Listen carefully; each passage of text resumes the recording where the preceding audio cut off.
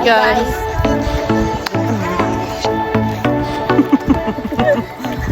Mas naman na siya. Wanto mi sa bar guys. Diri sa ngalan? Welcome to Banto's Hideout. Hi guys. I-torta mo din. I-tour namin kayo sa... may init pa. Welcome to Donsol Hideout. Ba nice lagi diri guys. Nangita ba mong lugar nga makaparelax o makapa-enjoy sa inyong mga kaugalingon? Ali na sa Banto's Hideout. Diri ra ni guys sa Donsol Beach Resort located at Kotkot, Bungalonan, Basay Negros Oriental.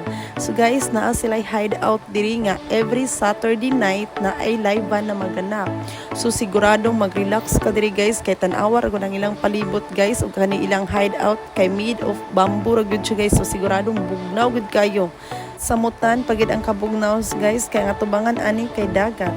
So aduna sila'y mga sari-sari nga mga ilimnon diri guys sama aning nakong gipakita ninyo. So unsa inyong mga ganahan nga mga ilimnon, and I'm sure nga tanan nga ilimnon nga inyong ganahan available pud na dira sa ilaha guys. Og I think gapangluto ata sila og mga foods. I know nga mag-enjoy gud mo diri guys nga lugar kay ilabi na sa ilang palibot nga baligong bugnawa nya gabi mo mag night chill diri. Sigurado gud nga mag-enjoy, maglasing.